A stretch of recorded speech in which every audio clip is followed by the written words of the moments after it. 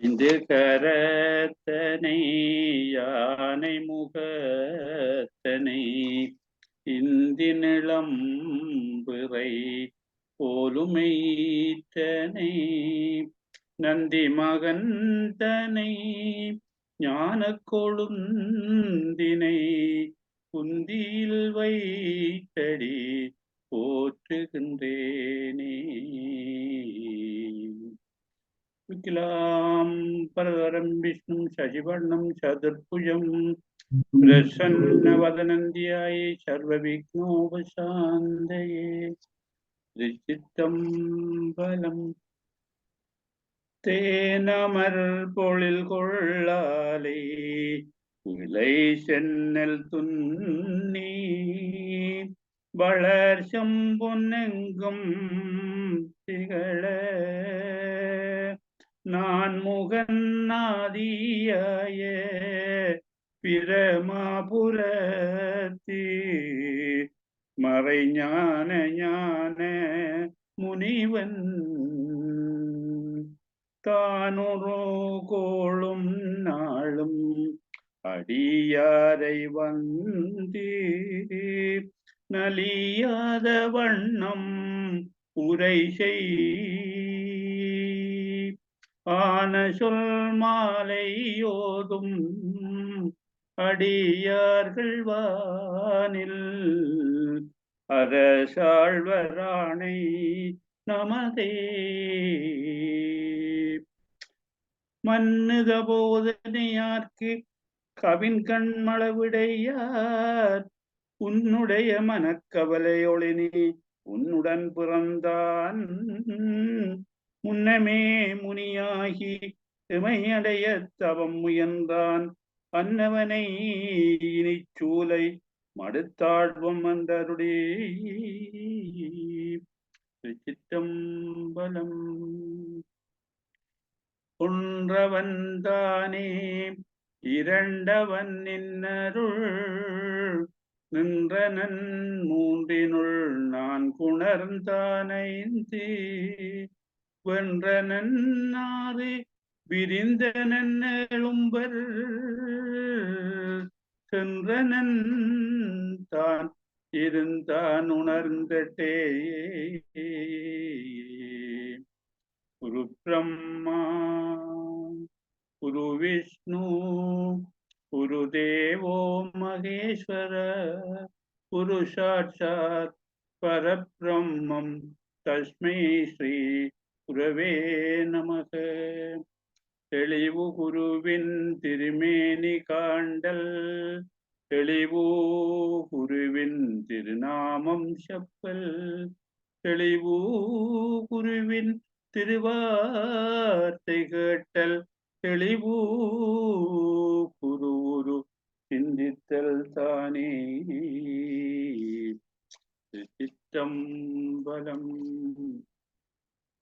நம பார்வதி பதையே ஹர ஹர மகாதேவா. நம பார்வதி பதையே ஹர ஹர மகாதேவா. நம பார்வதி பதையே ஹர ஹர மகாதேவா. தென்னாடுடைய சிவனே போற்றி எந்நாட்டவர்க்கும் இறைவா போற்றி. இன்பமே சூழ்க எல்லோரும் வாழ்க. சித்தபேஷா சிவசிதம்பரம் மேன்மை கொள் சைவ நீதி விளங்குக உலகமெல்லாம்.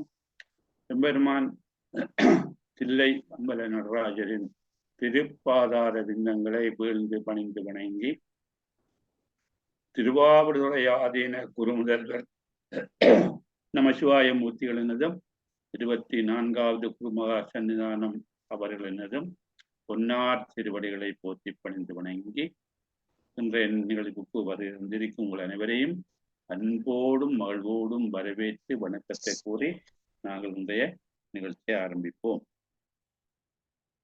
நாங்கள் சிவஞான சித்தியார் 8வது சூத்திரத்துல 3வது தந்திரத்துல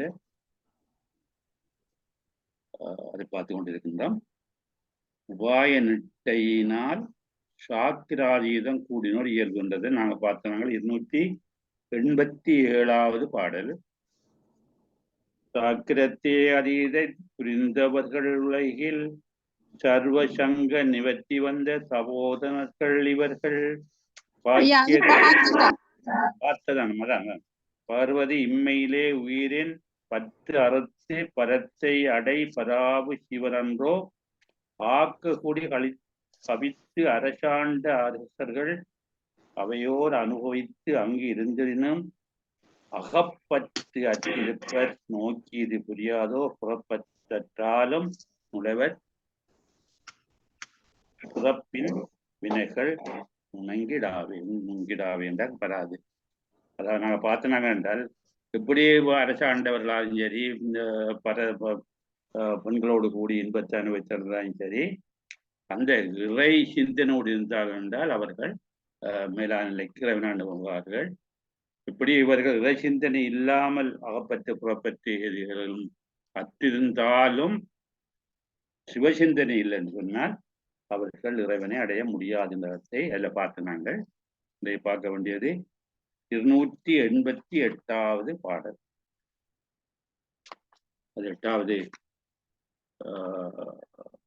சூத்திரத்தில் 3வது அதிகாரத்தில் 2வது பிரிவு. ஞான நிட்டையாளர் அனுபவமாகிய அத்துவித இரகசிய இன்பத்தின் இயல்பு. அத்துவிதம் என்பது இறைவனோடு இரண்டர கலப்பது. அத்துவிதம் அத்துவிதம் இரண்டு அல்லாதது. இரண்டு அல்ல என்றுன்னா இங்கே ஒன்று என்ற நிலைக்கு வரும். சிவனும் இந்த சிவன் ஒன்று என்ற நிலை. அத்துவிதம் அத்துவிதம் அது ஒரு இன்பமானது. வெளியில சொல்ல முடியாது. இரகசியம் வெளியில சொல்ல முடியாது. வெளியில சொல்ல முடியாது சொன்னால் அந்த அளவுக்கு அது அனுபவ ரீதியாக உணரக்கூடியது என்று சொல்றார். அதாவது சிவ அனுபவத்தின் இயல்பு. இப்ப ஞானம் நிறுத்தக்கூடியவர்கள் எப்படி இறைவனோடு இரண்டர கலந்து இன்ப நிலையை அனுபவிக்கிறார்கள் என்பதை இந்த 288வது மந்திரம் பாடல் சொல்லுது. கருவிகளிந்தால் காணாதொன்றுமெனில் காணார் காணாதார் கண்ணியதான் காமரதங்கானார் மறிவீறு வரும் புனர வந்த இன்பம் வாயினால் பேசரிது மறந்தவர் தாமுணர்வர் மணந்தவர் தாமுணர்வர் உரிவின் உயிர் வடிவதவும் உணர்ந்திலர்கான் சிவனை உணராதார் உணர்விலால் உணர்வது கற்பனைகான் அருள் பெறின் அவ்விருவரையும் அறிவிறந்து அங்கு அறிவர் அறியாரேல் பிறப்பும் விடாதே ஆணவமும் மாறாதே ஆணவம் அறாதே. நாங்கள் இதை பதம் பிரித்து பார்த்தோம்னு சொன்னால் கருவி கழிந்தால் காணார் ஒன்றுமெனில் காணார் காணாதார் கன்னிகைதான் காமரதம் காணாள் வாயினால் பேசாது மணந்தவர் தாம் உணர்வர் உரிவின் உயிர் வடிவதுவும் உணர்ந்திலர்கான் சிவனை உணராதார் உணர்வினால் உணர்வது கற்பனை கான் அருள் பெறின் அவ்விருவரையும் அறிவுறந்து அங்கு அறிவர் அறியாரேல் பிறப்பும் விடாது ஆணவமும் அறாதே. மிக அருமையாக சொல்லியிருக்கிறார் நம்முடைய அருணந்தி சிவாச்சாரியார். கருவி கழிந்தால் காணார். இந்த கருவி கருவி என்றது இந்த அகக்கருவி புறக்கருவி என்று சொல்லப்படுற அந்த தத்துவங்கள் சொல்லாம கருவி கழிந்தால் கருவிகள் கூடாது சரியோ தொழிலற்றும் இருந்து அகம்புறமாகிய இது கருவிகளை நீங்கினால் எதையும் காண மாட்டார்கள். அந்த அந்த கருவிகளுடைய செயலை அறிய முடியாது. அதாவது கருவி கழிந்தால் அந்த கருவிகளால் வார அந்த இன்பத்தை அல்லது அந்த கருத்துக்களை அந்த செயற்பாடுகளை அதனுடைய தொழில்களை காண மாட்டார்கள். இப்ப கருவி இருக்கும் வரைதான் உலக இன்பங்களை அல்லது கருவிகளால் புறப்படுகின்ற அந்த கருத்துக்களை அந்த செயல்களை அவற்றுடைய சட்டைகளை காணுவார்கள். கருவிகரணங்கள் இல்லை என்று சொன்னால் அவற்றால பெறக்கூடிய எவற்றையும் காண மாட்டார்கள் இறைவனை தவிர. ஒன்றுமெனில் காணாதார். இந்த காட்சி பொருள் எங்களோடு வேறாக இருக்குமாக இருந்தால், ஒன்றுமெனில் ஒன்று சேர்றது, வேறாக இல்லாமல் ஒன்றாக இருக்கும் என்றால், நாங்கள் பார்க்கிற பொருள்கள் காட்சி என்று பார்த்து நாங்கள் காட்சி அளவு என்று பார்த்து நாங்கள் அதில் கண்ணுக்கு தெரிகின்ற, கருத்துக்கு தெரிகின்ற அவற்றை ஒன்றுமெனில் காணார். அது ஒன்று இருந்தால் அவர்கள் காண மாட்டார்கள். அதாவது அவர்கள் இந்த காட்சி என்று சொல்லப்படுகின்ற இந்த பொருள்கள் எங்களோட சேர்ந்து வேறாகாமல் ஒன்றா இருக்குமாக இருந்தால், நாங்க பார்க்கிற பொருளை நாங்கள் எங்களுடைய தன்மையில வச்சு அதை உற்று நோக்கினால், ஒன்றுமெனில் காணாதார். அதை திருவருள் கொண்டு காணக்கூடிய தன்மை இருக்காது அவர்களுக்கு. அதாவது நாங்கள் எங்களுடைய கருவிகரணங்களாக அதில் ஒன்றுபட்டு காட்சியை கண்டால் அங்கே திருவருள் எங்களுக்கு கைகூடாது. முதல் சொல்றார், கருவிகளிந்தால், கருவிகரணங்கள் இல்லை என்றால் நாங்கள் கருவிகரணங்களால் காணப்படுகின்ற அறியப்படுகின்ற பொருளை அறிய முடியாது. இந்த கருவிகரணங்கள் தோன்றி இருக்குமாக இருந்தால், காட்சி பொருள்கள் காணுகின்ற பொருள் எல்லாம் நாங்கள் காணக்கூடியதாக இருக்குமாக இருந்தால் அங்கே காணார். அங்க திருவருளோட துணையை அறிய மாட்டார்கள். அவர்களுக்கு திருவருள் துணை இல்லை என்ற அவர்கள் இந்த கருவிகரணங்களால அந்த பொருளை காணுகின்றார்கள். சரியோ? அந்த திருவருள் ஒளி கொண்டு காணுமாறு இல்லாதவர்கள் அவர்கள் இறைவனையும் முன்பு காண மாட்டார்கள். அதான் ஒன்றுமெனில் காணார்கள், இறைவனையும் காண மாட்டார்கள். அதாவது மற்றவற்றையும் காணாதவர்களாக இருப்பார்கள். இந்த கருவிகரணங்களோடு காணுகின்றவர்களுக்கு திருவருள் கைகூடாது. அவர்கள் இறைவனையும் காண மாட்டார்கள், அவர்கள் எதையும் காண மாட்டார்கள். அவர்கள் காணுவதெல்லாம் இந்த காட்சி. இந்த காட்சி என்றது இந்த அறிவால காணுகின்ற, நீரை காணுகின்ற அளவைகள் ஒன்று வருது, காட்சி அளவை. அந்த காட்சி அளவை மூலமாக காணுகின்ற எல்லாம் காணுவார்களுடைய இந்த இறைவனுடைய திருவருள் மூலமாகவும் இறைவனையும் காண மாட்டார்கள். எப்படி என்று கேட்டால், கன்னிகை தான் காமரதம் காணாள். இப்ப கன்னிகை என்பது திருமணமாகாமல் அல்லது கன்னி அழியாமல் இருக்கிற ஒரு பெண். சரியோ? காமரதம் காணாள். அந்த அந்த பெண்ணானது பக்குவம் இல்லாமல் இருக்கிறபடியால் அவர்கள் அந்த காமச்சுவை, இன்பச்சுவையை ஆண்களோடு சேர்ந்து அனுபவிக்கின்ற அந்த புணர்ச்சி இன்பத்தை அறிய மாட்டார்கள். கன்னிகை தான் காமரதம் காணாள். அந்த கன்னி பருவத்துல அவள் பக்குவம் இல்லை, அனுபவம் இல்லாததால அந்த இன்பத்திற சுவையை அறிய மாட்டாள். இந்த கன்னியானவள் அனுபவம் இல்லாத போது காம இன்பத்தையும் அனுபவிக்க மாட்டாள். வாயினால் பேசாது மணந்தவர் தான் உணர்வர். இப்படி அவர்கள் இந்த பெண் ஆணின் சேர்ந்து மணந்து ஒன்று இன்பத்தை அனுபவித்தவர்கள் வாயினால் பேசாது. அவர்கள் வாயால சொல்ல மாட்டார், வார்த்தையால் அந்த இன்பத்தை வார்த்தையால சொல்ல முடியாது. அவர்கள் அனுபவ ரீதியாக உணர்ந்த இன்பம் சொல்றார். திருமணமாகாத கன்னிப்பெண் ஒருவர்களுக்கு அந்த பக்குவம் இல்லாததாலேயும் அவர்களுக்கு அந்த அனுபவம் இல்லாததாலேயும் அவர்கள் அந்த காம இன்பம் எப்படிப்பட்ட சுவையா இருக்கு என்பதை அறிய மாட்டார்கள் சொல்லுகிறார். சரியோ? திருமணமாகி ஒன்று கூடி அந்த புணர்ச்சியிலே ஈடுபட்டவர்கள் பெற்ற இன்பத்தை வாயினால் வார்த்தையினால் வர்ணிக்க சொல்ல முடியாது இருக்கும். அந்த தலைவியாகிய இருவரும் குடிச்சு வைக்கின்ற இன்பம் பிறருக்கு வாயினால் கூறி விளக்க முடியாது. இப்படித்தான் இருக்குன்னு சொல்ல முடியாது. மணந்து அணிந்தவர்கள் தான் இன்பத்தை அனுபவிப்பார்களுடைய அது வெளியிலே சொல்ல முடியாது. அதாவது மணந்தவர் இருவர் தமக்குள் சேருவதால் மட்டுமே உணர்வார்கள். அதுவும் கூட வாயாகிய கருவியால் சொல்லவும் முடியாது. உருவின் உயிர் வடிவாவது உணர்ந்திலர்கான்.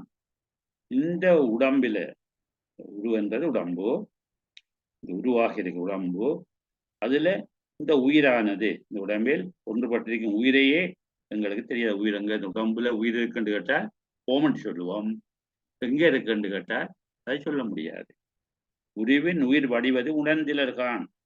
இந்த உடம்பில இருக்கின்ற சேர்ந்து இருக்கின்ற அதுக்குள்ளே சிறைந்திருக்கின்ற அந்த உயிரையே அறிய மாட்டார்கள். உயிர் உடம்புல இருக்கா என்பதை சொல்லலாம் மொழிய, சரி இருக்குது அதை கருதலாம் மொழிய, நாங்கள் அதை என்ன செய்யலாம், இதை உணர்ந்து அறிய இயலாது. உயிர் இருக்கா இல்லையா என்பதை அறிய இயலாது என்று கேட்டால், அது உடம்புல எங்கேயும் இருக்குது, ஆனால் எப்படி இருக்குன்றது தெரியாது.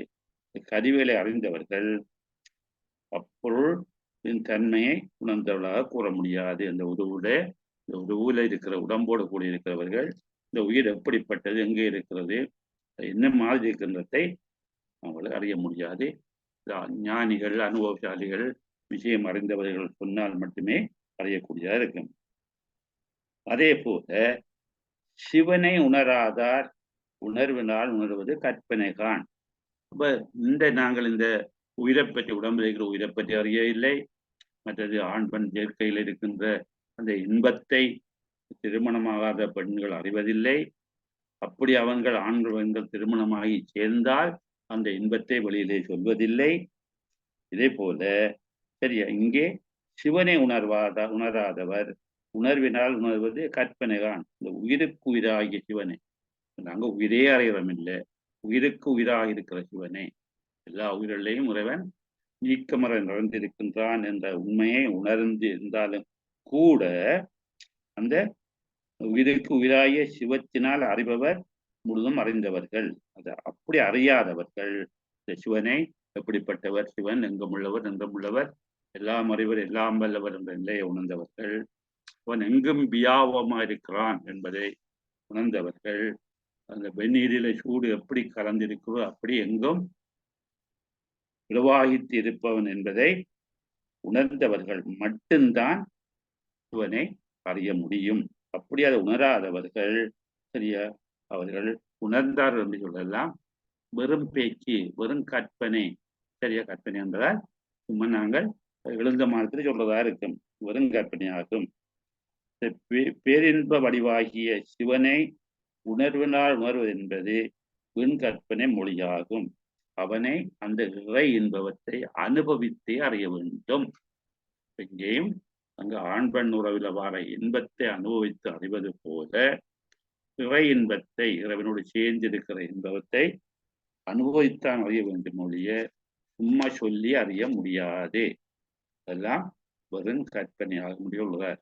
சரியோ, அப்ப இறைவனை அனுபவித்து அறிய வேண்டும். இப்படி இந்த இறைவனோடு சேர்ந்து சரியா இன்பத்தினை அதில் திளைத்தவர்கள் தான் இறைவனை அறிவார்கள். அருள் பெறின் அவ்விருவரையும் அறிவுறந்து அங்கே அறிவர்.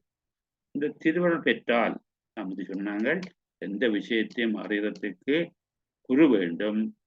குரு எங்களுக்கு திருவருளை காட்டுவார்.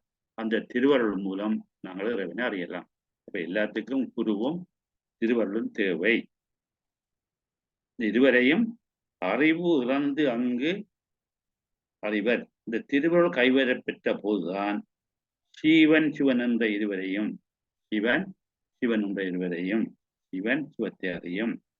சரியோ, பாச ஞானமும் பசி ஞானமும் அகல.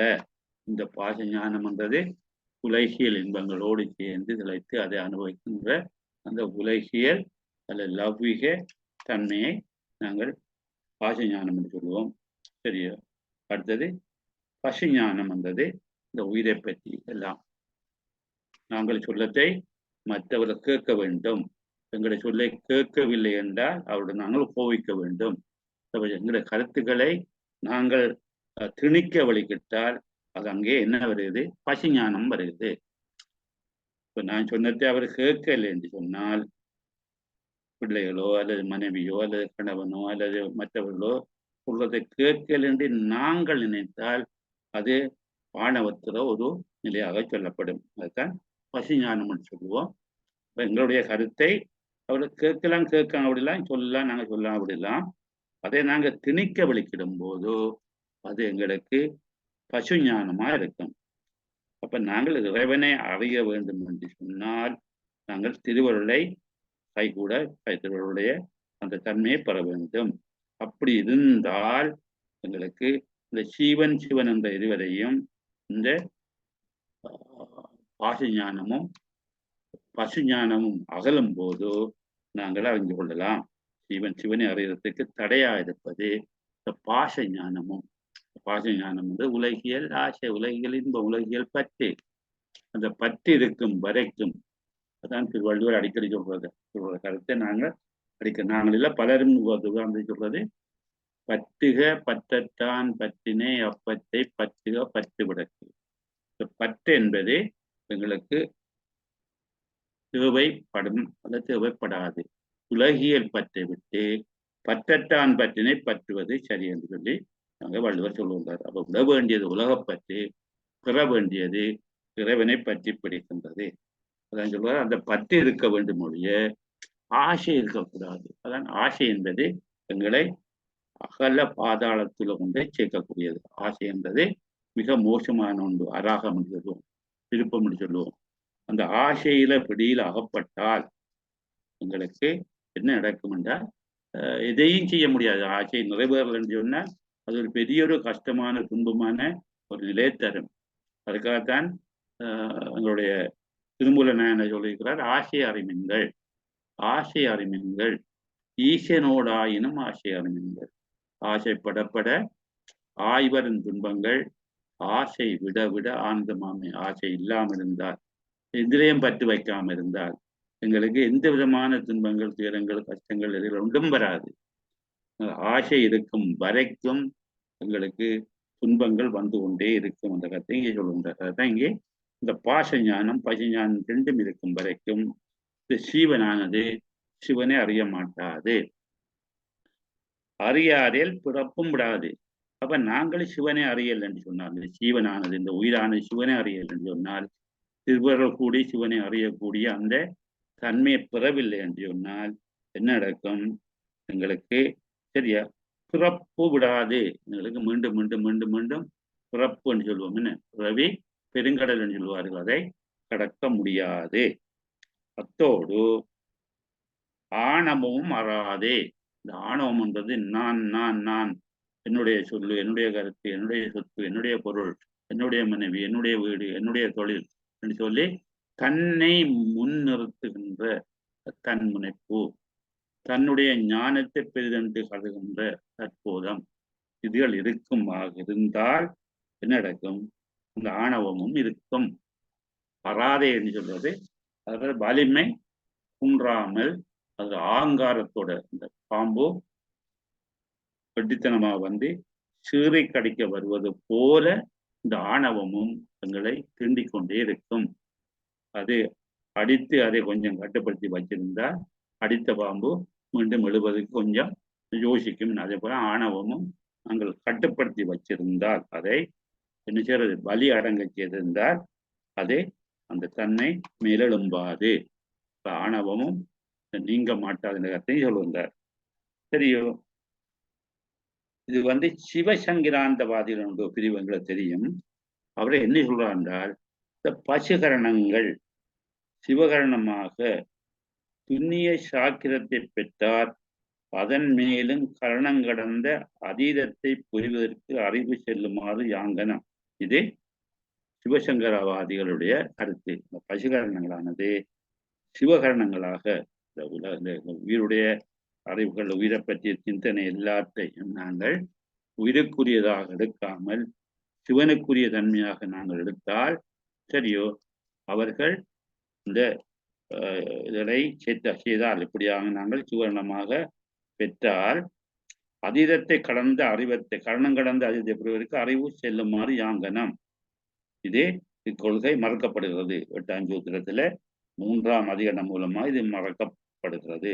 அதாவது துண்ணிய ஐம்புல வேட சுழலிற்பட்டு துணைவரையும் அறியாது துயரும் சொல்லுயிர்.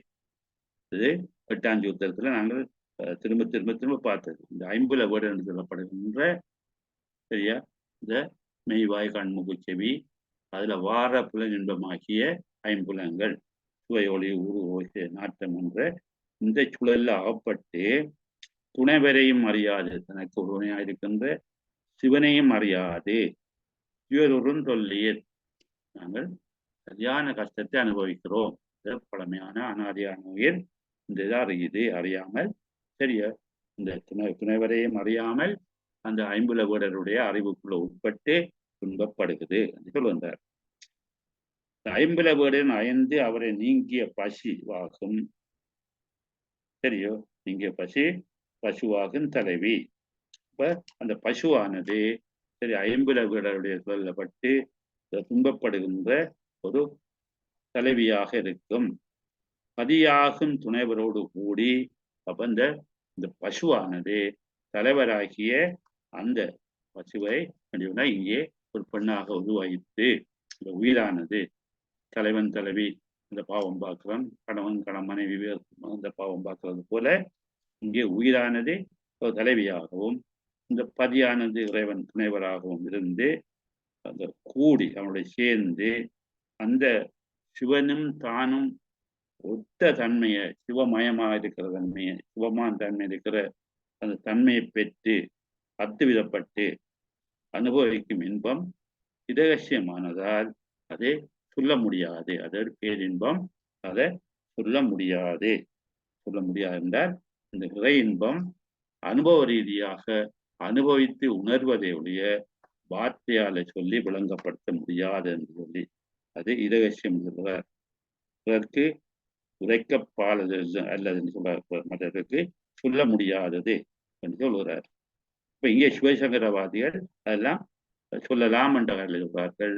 அதெல்லாம் இந்த பசுகரணங்கள் சிவகரணமாக மாறும்போது சரியா அந்த அறிவு செல்லுமாறு எப்படி என்ற அந்த கருத்தை இங்கே சொல்லும்போது அவருடைய அந்த கருத்து இந்த கருத்து மூலமாக, அதாவது பாச ஞானமும் பசு ஞானமும் இருக்கும் வரைக்கும் இறைவனை உணர முடியாது, அந்த இன்பத்தை பெற முடியாதுன்னு சொல்லுவார்.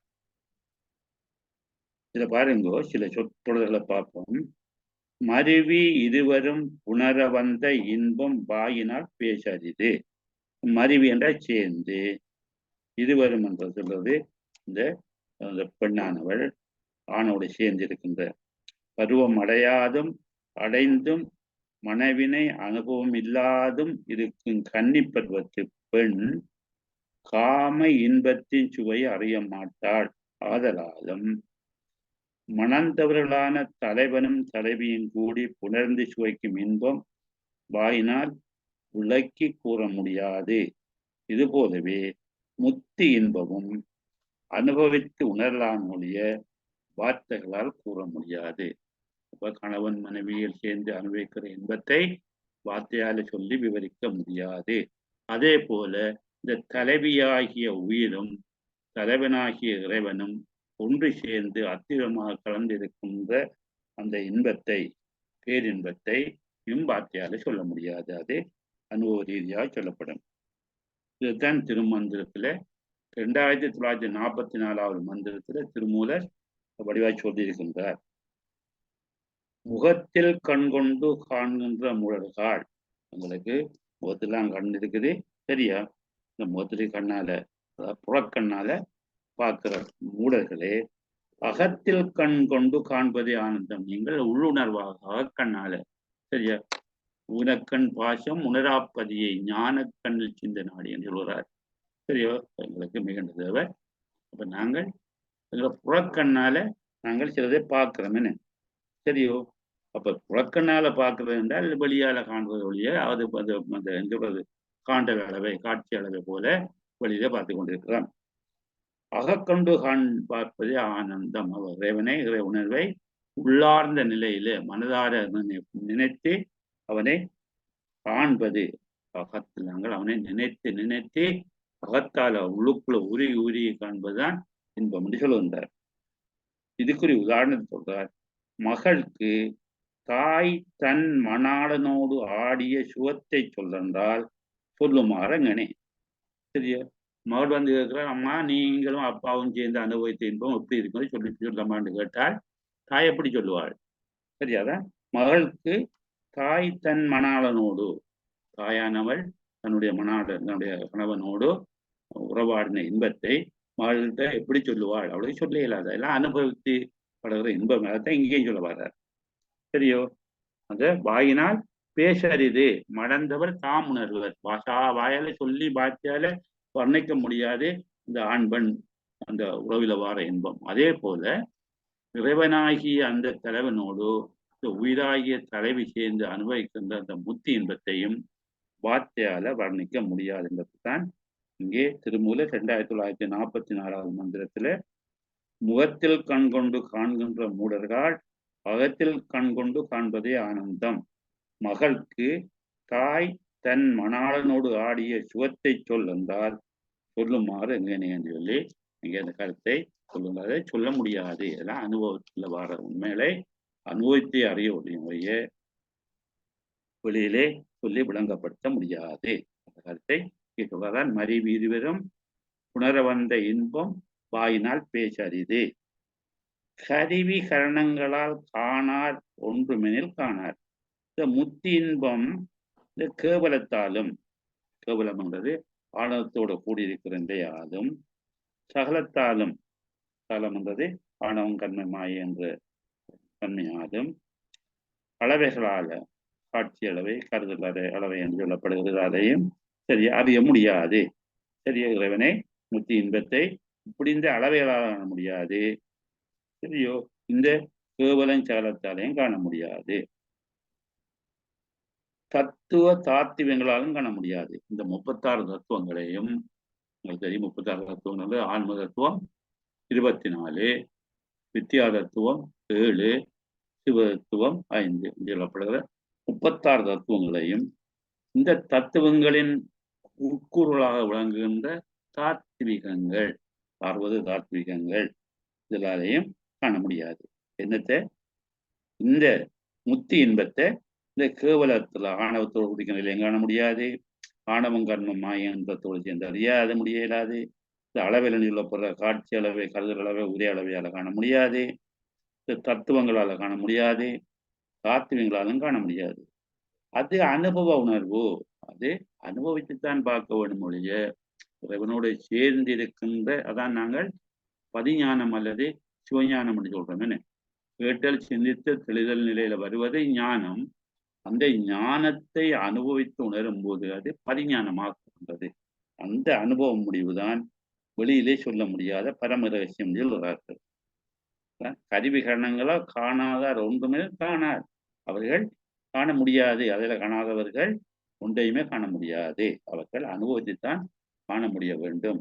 இது வெளியில சொல்ல முடியாத பரம ரகசியம் அல்லாத ரகசியமான ஒரு நிலைப்பாடு என்று சொல்லி சொல்லப்படுகிறது. இறை இன்பம் வெளியிலே சொல்ல முடியாது. அதை கருவிகளால கரணங்களால தத்துவங்களால கேவலத்தால சகலத்தால மற்றது காட்சி கருதல் உரையாடை வேலை எதாலையும் காண முடியாது. அதை உணர்வது என்று சொன்னால் அனுபவ ரீதியாகத்தான் உணர வேண்டும் என்று சொல்லுகிறார். உரிவின் உயர்வாடிவாதுவோம் என்று சொல்லி கற்பனை காண். இந்த அருள் அறிவால உணரும் உணர்ச்சி இல்லாதவர்கள் திருவருள் இல்லாத திருவருள் கைகூடாமல் திருவருள் உதவி இல்லாமல் திருவருள் அந்த செயற்பாடு இல்லாமல் அந்த உணர்கின்ற உணர்ச்சி இல்லாதவர்கள் திருவருளால தான் நாங்கள் விஷயத்தை அறியலாம் ஒழிய எங்களுடைய இந்த கருவிகரணங்களால நாங்கள் எதையும் அறிய முடியாது. இப்ப இந்த திருவருளால நாங்கள் அறியாமல் இருக்கிறவர்கள் இந்த உடம்பில் இருக்கின்ற உயிரே தெரியாது இருப்பது உண்மையாக. இந்த உடம்புல உயிர் இருக்கிறதையும் எங்களுக்கு தெரியாது. திருவருள் இருந்தால்தான் எங்களுக்கு அதை காட்டும். திருவருள் காட்ட நாங்கள் அறியக்கூடியதா இருக்கும். உடம்புல இருக்கிற எங்களோட உடம்புல உயிரே எங்களால காண முடியாது, அறிய முடியாது. சரியோ அப்படி அது உண்மையாக இருக்க உயிருக்கு உயிராக இருக்கிற சிவத்தை அறிகிறது எப்படி? சரியா அப்ப எங்களுக்குள்ள இருக்கிற இறைவனையே அந்த உயிரே எங்களால காண முடியாது. அந்த உயிருக்குள்ள உயிராயிருக்கிற இறைவனை எப்படி காண போறோம்? எங்களால முடியாது. என்ன தேவை என்றால் அதுக்கு திருவருள் தேவை. திருவருள் மூலமாக அந்த அருளை பெறும்போது, அந்த அனுபவத்தை பெறும்போது, அந்த உணர்வை பெறும்போது மட்டும்தான் நாங்கள் இந்த சிவத்தை அறிய முடியும். சரியோ இதெல்லாம் வெறும் கற்பனை. அப்படி காணலாம் என்று நினைச்சா கற்பனை. சரியோ எங்களுக்கு இந்த கருவிகரணங்கள் காட்சி அளவை கருதல் அளவை ஒரே அளவை தத்துவங்கள் தாத்துவங்களால காணலாம் என்பதெல்லாம் பச்சை பொய். அது கற்பனை, வெறும் புனைந்துரை என்று சொல்றார். அது உண்மை இல்லை. அவர்கள் அறிய வேண்டும் என்று சொன்னால் இந்த உணர வேண்டும். உணர்வை பெற வேண்டும் என்றால் திருவருள் சேர வேண்டும். திருவருள் சேராமல் இப்படி இதை அறியலாம், இறைவனை அறியலாம், இறைவனுடைய அந்த உண்மைத்தன்மையை பேர்மத்தை உணரலாம், முத்தியை அனுபவிக்கலாம் என்றால் அது வெறும் வாய்ப்பேச்சை ஒழிய, அது கற்பனை ஒழிய, அது ஒரு புனைந்துரை ஒழிய, அது வெறும் வார்த்தை ஜாலமாகத்தான் இருக்கு வந்தார். சரியோ? இப்ப நாங்கள் இறைவனை உணர வேண்டும், அனுபவித்து உணர வேண்டும். இந்த கணவன் மனைவியை இன்பத்தை அனுபவித்து உணர்வது போல அந்த இறை இன்பத்தை அனுபவித்து உணர வேண்டும். அந்த உணர்வு, அந்த இன்பம் எங்களுக்கு வார்த்தையால சொல்ல முடியாத இன்பமாக இருக்கும். இதே மேலான இன்பமாக இருக்கும். உணர்வினால் உணர்வு என்பது கேவல சகலப்படும் பாஷ ஞானத்தாலேயும் தற்போதமும் தன்முனைப்பும் கூடிய பசி ஞானத்தாலேயும் அறிந்து செல்வதுதான் இந்த உணர்வினால் உணர்தல். அப்படியான தன்மையை சரியோ நாங்கள் உண்மையாக அறிய முடியாது. பசி ஞானத்தாலேயும் பாச ஞானத்தாலேயும் இருக்கும் போது எங்களுக்கு தற்போதமும் தன்முனைப்பும் இருக்கும். இங்கே கேவலமும் சகலமும் இருக்கும். அப்படி இருந்தால் நாங்கள் உணர முடியாது. அதுகளெல்லாம் நீங்கினால் எங்களுக்கு கிடைப்பது பதிஞானம் என்று சொல்லப்படுகிற சிவஞானம். அந்த சிவஞானத்தால் மட்டும்தான் நாங்கள் இந்த இறை இன்பத்தை அறியலாம். அதற்கு தேவை குரு மூலம் கிடைப்பது அருள், திருவருள். திருவருள் மூலமாகத்தான் நாங்கள் இவற்றை அனுபவித்து உணரலாம், உணர்ந்து அனுபவிக்கலாம் என்று வந்தார். கற்பனை என்றது சிவோக பாவனையாகிய உபாய அறிவு. சிவோக பாவனை என்பது இந்த நாங்கள் பாவிக்கிறது, அதை எண்ணி பார்க்கறது தான் இருக்கும் சொல்றதுடைய அதை நாங்கள் அனுபவித்து சொல்வதல்ல. கற்பனை என்பது வெறும் வார்த்தையால சும்மா சொல்றதுன்னு ஒரு கற்பனை அப்படி சொல்ல வந்தார். கருவிகள் இல்லாது தொழிலற்று எந்த விதமான செயலும் அற்று வினையற்று கழிந்த போது காணும் தன்மை இல்லாதிருக்கும் அந்த தன்மை உள்ளவர்கள் இந்த அருள் இல்லாதவர்கள். அவர்கள் இந்த திருவருள் அது கைகூடாதவர்கள். அவர்கள் ஒன்றுபட்டு இருக்கின்ற அந்த முத்தி இன்பத்தை காணும் தன்மை அல்ல. இறைவனோடு சேர்ந்திருக்கின்ற முத்தி இன்பத்தை காண முடியாது. ஏனென்றால் இந்த கருவிகள் தொழில்கள் எல்லாம் சரியோ தொழிற்படும் போது சரியா நாங்கள் இறைவனை உணர முடியாது என்று சொல்லுவார்.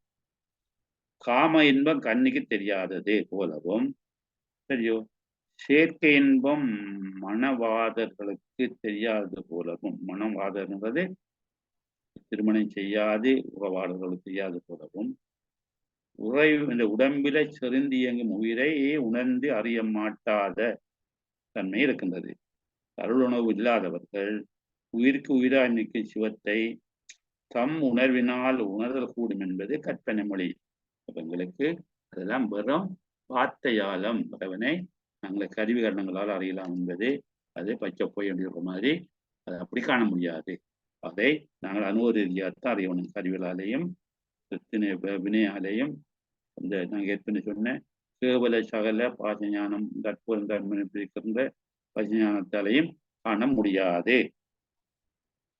அவர்கள் இந்த அருணர்வில் இல்லை என்று சொன்னால் உயிருக்கு உயிராயிருக்கின்ற சிவத்தை தம் உணர்வினால் உணரக்கூடும் என்பது கற்பனை மொழியாகும். அதாவது அருள் இல்லாமல் உயிருக்கு உயிராகிய இறைவனை காண்பதெல்லாம் வெறும் கற்பனை என்று சொல்லுவார்.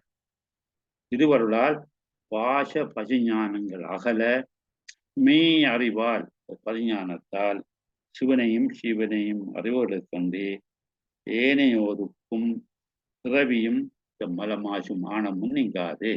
அப்ப நாங்கள் திருவருள் மூலமாக அறிய வேண்டும் என்றால் உங்களுக்கு பாச ஞானம் இல்லாமல் இருக்கணும். உலகியல் பற்றற வேண்டும். பசிஞானம் இல்லாமல் போகணும் என்றால் நான் என்ற அகந்தையும் எனதென்ற மமதையும் இல்லாமல் போக வேண்டும். இப்ப ரெண்டும் இல்லை என்று சொன்னால் எங்களுக்கு திருவருள் ஓடி வந்து உதவி செய்யும். திருவருள் ஓடி வந்து உதவி செய்யுமாக இருந்தால் நாங்கள் சிவனை உணரலாம், முத்தி இன்பத்தை அனுபவிக்கலாம். அது ஒரு மேலான நிலையாக இருக்கிறது என்பதை நாங்கள் உணர்ந்து கொள்ளலாம் அப்படின்னு சொல்லி வந்தார்.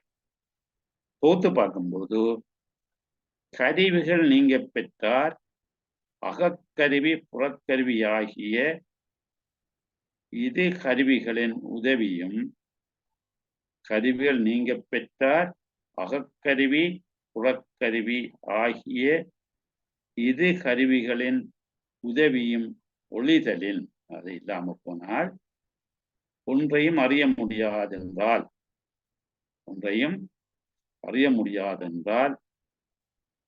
இறைவனை காணாதோர்க்கு கருவிகள் நீங்கிய அளவில் ஒன்றையும் காணா இயலாமை பொருந்துவதாகும்.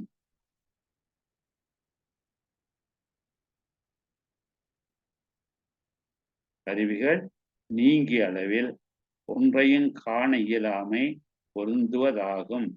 இவர்கள் இறைவனை கண்டவர்கள்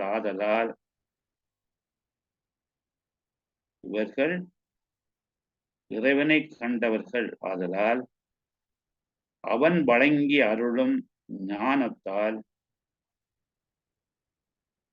திருவருள் ஞானத்தால் எல்லாவற்றையும் அறிவார்கள். அவர்களுக்கு திருவருள் கைவிடும் போது இந்த பதிஞானம் வந்து சேர்ந்து எல்லாவற்றையும் அறிவார்கள். அது அனுபவம் உடையவர்களுக்கே விளங்கும். அத அனுபவ ரீதியாக அந்த இறை இன்பத்தை அனுபவத்தில் மட்டும்தான் தெரியும்.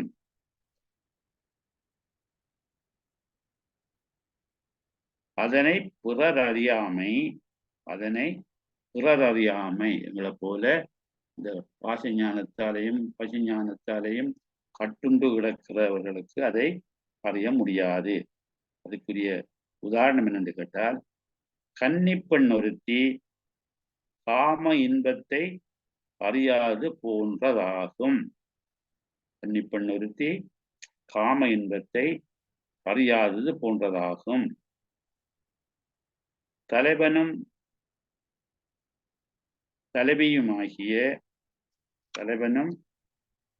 தலைவியுமாகிய இருவரும் கூடி சுவைக்கும் இன்பம் வாயினால் சொல்ல முடியாது. அவ்வின்பத்தை அவ்விருவருமே அறிவர்.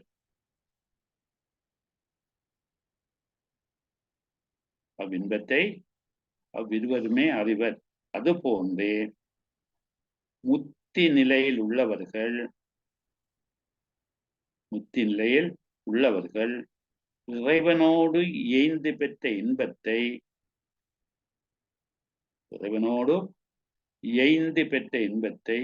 அவரே அறிவர், பிறர் அறியார்.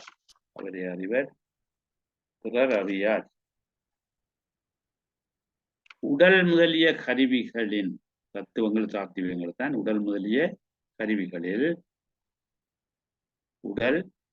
கருவிகளின் துணை கொண்டு அறிபவர்.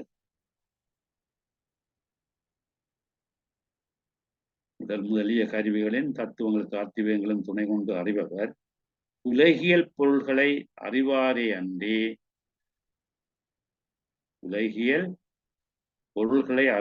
அன்றி உயிர்த்தன்மையையோ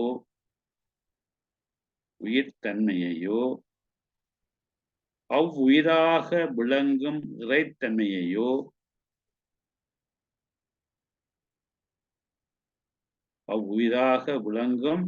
இறைத்தன்மையையோ அறிய மாட்டார். ஒரோ வழி சில வேளை என்பது சில வேளை அவர் அறிய நேர்ந்தாலும்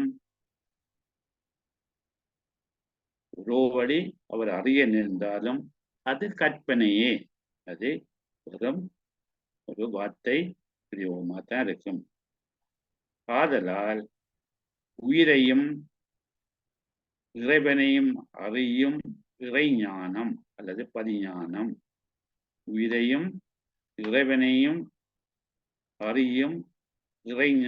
அல்லது பதிஞானம் பெற்றவரே முற்றறிதல் கூடும். அவ்வளவுதான் இந்த பூர்ணமாக அறிந்து கொள்ள முடியும்.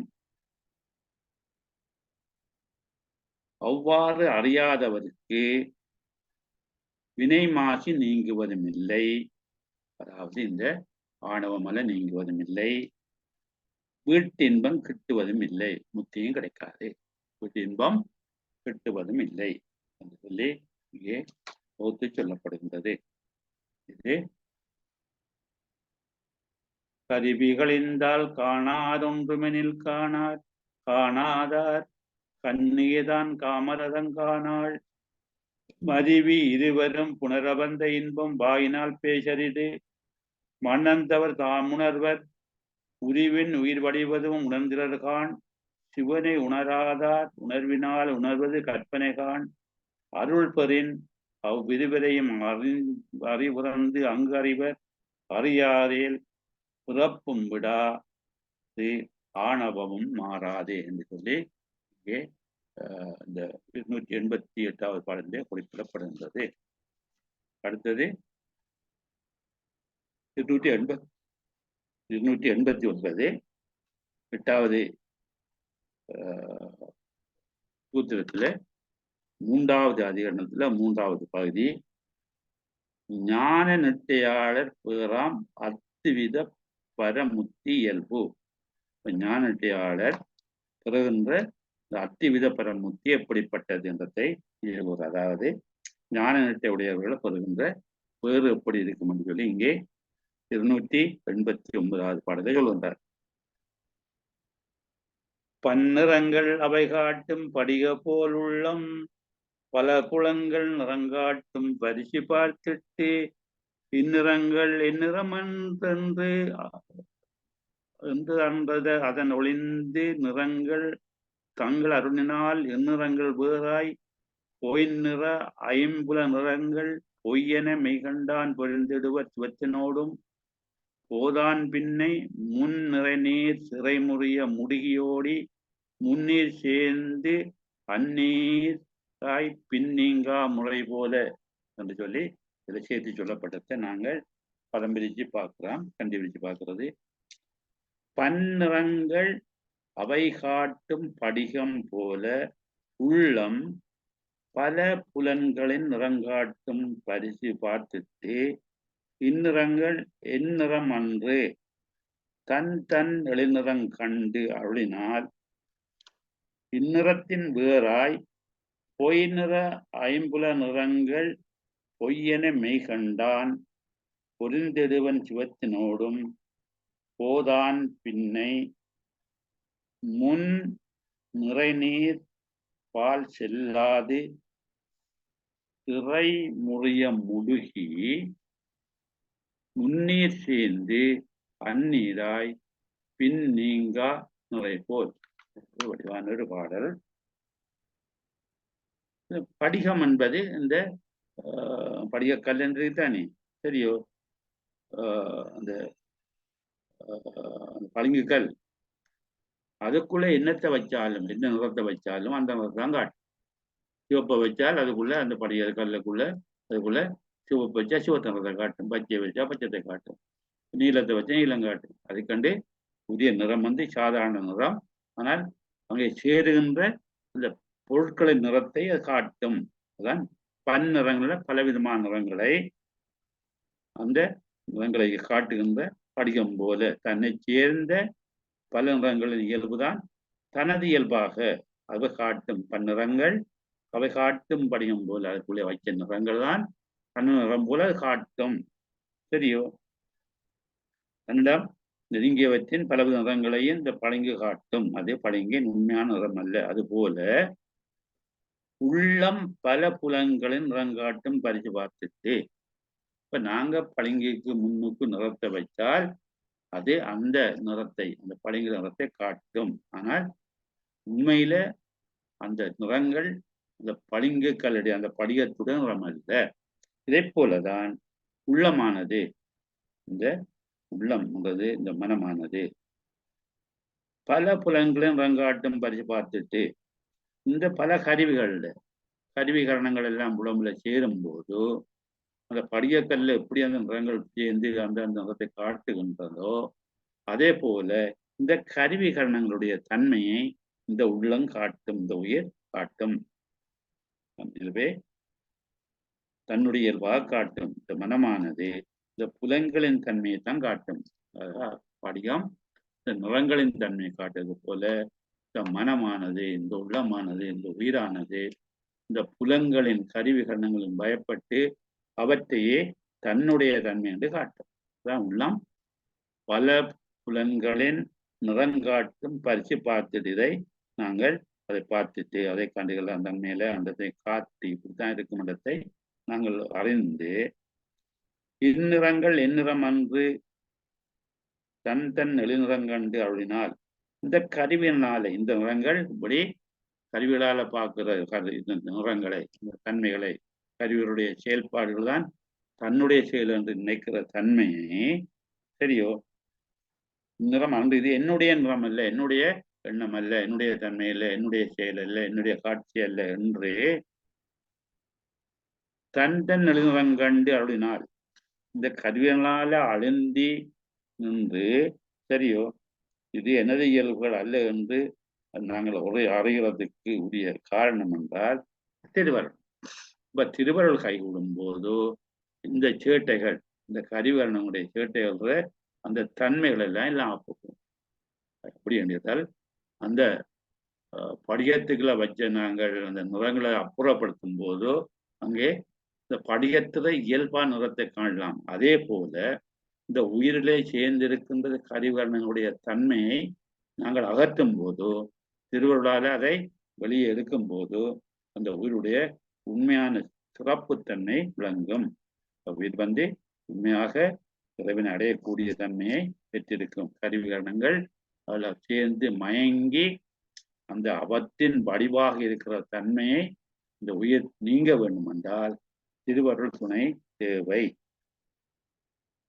இந்நிறத்தின் வேறாய் மெய் நிற ஐம்புலன்கள் பொய்யென மெய் கண்டான்.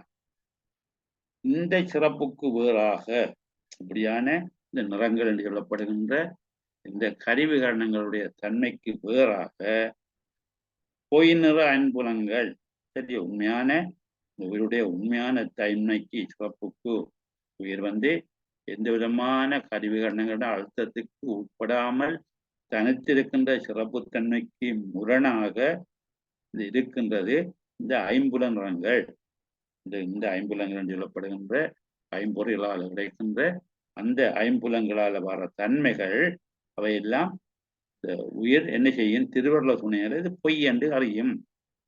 சரியோ இச்சிறப்பியலுக்கு வேறாய் பொய்த்தன்மையான ஐம்பொறி முதலிய கருவிகளோடு சரியாது மயங்கி அவற்றின் வண்ணமென தன்னை நினைத்திருந்த இயல்பு நாங்கள் எல்லாம் கருவிகள் தான், நாங்கள் இந்த கருவிகள் கரணங்கள் தான் என்று நினைச்சிருக்கின்ற இந்த பொய் தோற்றத்தை அதை அறிந்து அதை பொய் என்ற அறிந்து தன்னுடைய உண்மையான இயல்பு என்னென்றதை அறிகிறவன் தான் மெய்கண்டான். உண்மையை இந்த ஐம்புலன்கள் எல்லாம் செய்கிற கொடுமையெல்லாம் தன்மையெல்லாம் உண்மையான நிலையானவை அல்ல, அவையெல்லாம் பொய்யானவை, அவை எங்களை படுகொலியில் தள்ளக்கூடிய தன்மை வாய்ந்தவை. கருவிகரணங்களால் புறப்படுகின்ற அந்த அதனுடைய செயற்பாடுகள் எல்லாம் எங்களை துன்பத்துக்கு துயரத்துக்கு இட்டு சென்று மீண்டும் பிறப்புக்கு எங்களை வழிகாட்டுவன. ஆனபடியால் அவையெல்லாம் பொய் என்றத்தை உணர்கிறது தான் மெய்கண்டான். சரியோ அதான் இந்நிறத்தின் வேறாய் பொய் நிற ஐம்புல நிறங்கள் பொய் என மெய்கண்டான். அதை பொய்யானை வந்து அறிந்தவன் இது உண்மையை கண்டவன். எது பொய் எது மெய் என்று அறியும் போதோ இந்த கரிவர்ணங்களை வாரதெல்லாம் பொய் சரியோ அவற்றிலிருந்து நீங்குவதான் மெய் என்று உணரும் போதோ மெய் கண்டான். புரிந்திடுவன் சிவத்தினோடு அவன் என்ன செய்வான் இறைவனை சேருவான், சிவத்தை பொருந்துவான், சிவத்தோடு இணைந்திருப்பான், சிவமான் தன்மையை பெற்றிருப்பான். அவன் இந்த உயிருக்குயிராயிருக்கிற சிவத்தை அறிந்து அவனோடு சேர்ந்து இருப்பான் சொல்லுவார். புரிந்திடுவன் சிவத்தினோடும் இதெல்லாம் பொய் பொய் என்று சொன்னால் இறைவன் இருக்கிறான் என்பது மெய், அவன் உயிருக்கு உயிராயிருக்கிறது மெய், ஆனபடி அவனோடு சேர்ந்து இருக்கிறதும் மெய் என்ற தன்மையை இங்கே காட்டியிருக்கிறார். போதான் பின்னை இது மீள போதான்றது பிறகு சரி அக்கறையோடு கூடுபவன் அதோடு சேருறவன் மறுபடியும் அவன் மனம் ஐம்புலங்களின்பால் செல்லாது. சரியோ மீள இறைவனுடைய அருளை பெற்றால் இறைவனுடைய சேர்ந்து இருந்தால் திருவருள் துணை கொண்டு இந்த கருவிகரணங்களுடைய பந்தத்திலிருந்து விடுபட்டு நிறைமயமாக இருந்தால் அவன் மீண்டும் மீண்டும் போக மாட்டான். இந்த கருவிலோடு கூட மாட்டான் என்று சொல்வார். கூடுவான் அல்ல அவன் மனம் ஐம்புலன்களின் பால செல்லாது, போதாண்டா போகாது. எப்படி என்று கேட்டால், முன்னிறை நீர் பால் செல்லாது சிறை முறிய முடுகி, ஆறு பாய்ந்து வேகமா பாயுது. அதை நாங்கள் பெரிய தடையை போட்டு தடுத்து வச்சிருக்கிறோம். அந்த தடையை வெட்டி எடுத்து அதை நாங்கள் விடுவிக்கும் போது அந்த ஆற்று நீர் வேகமாக ஓடி கடலுக்குள்ளே சேரும். அதே போலதான் எங்களுக்கு இந்த கருவிகரணங்கள் தடையாக இருக்கின்றது.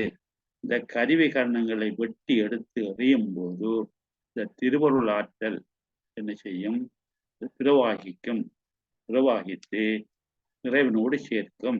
அதே போலதான் இந்த தண்ணீரானது, ஆற்று நீரானது அந்த தடைகள் நீங்கியவுடன் வேகமாய் சென்று கடலோடு சேரும். அப்படி கடலோடு சேர்ந்த நீர் மீண்டும் திரும்ப அந்த ஆற்றோடு சேராது. அதே போலதான் இறைவனோடு சேர்ந்த அந்த உயிர் மீண்டும் இந்த கருவிலோடு சேர மாட்டான்னு சொல்றார். தான் முன்னிறை நீர், இந்த கடல் நீர் சரியோ பால் செல்லாது சிறை முடுகி தடைப்பட்டிருந்த அந்த நீரானது இந்த தடை நீங்கின போது விரைந்து போய் கட்டுப்பட்டிருந்த ஆற்று நீரானது அந்த தடையை தாண்டி விரைவாக போய் முன்னீர் சேர்ந்து அந்நீராய், முன்னீர் என்றது கடல் நீர் சரியோ, ஆற்று நீர், வேற்று நீர், மழை நீர் என்றது மூன்றும் சேர்ந்ததுதான் முன்னீர், மூன்று நீர் சரியோ. அந்த மூன்று நீரால் தான் இந்த கடல் காணப்படுகின்றது. இந்த முன்னீர் சேர்ந்து கடல் நீர்ல போய் சேர்ந்து அந்த ஆற்று நீர் கடல் நீராக மாறும். அதுக்கும் இந்த கடல் நீருக்கும் இடையிலே வித்தியாசத்தை காண முடியாது. ஆற்று நீரானது கட்டுப்பாட்டை முறைத்து ஓடிப்போய் கடல்ல சேரும் போது அது கடல் நீராகத்தான் இருக்கும். அது ஆற்று நீர் என்று சொல்ல முடியாது. அதே போல இந்த கருவிகரணங்களுடைய பிடியில் அகப்பட்டு இருக்கின்ற அந்த உயிரானது சரியோ, அதிலிருந்து விடுபட்டு இறைவனை சேரும் போது இறைமயமாகவே இருக்கும் ஒழிய திரும்ப வந்து கருவிகரணம் நிலைக்கு இருக்காது. பின் நீங்கா முறை போல், பின் மீளாது அடங்கி நிற்றல் போல மீண்டும் ஆற்று நீராக வராத போல எங்களுடைய அந்த இறைத்தன்மை அந்த உயிரை விட்டு நீங்க அணுகல்.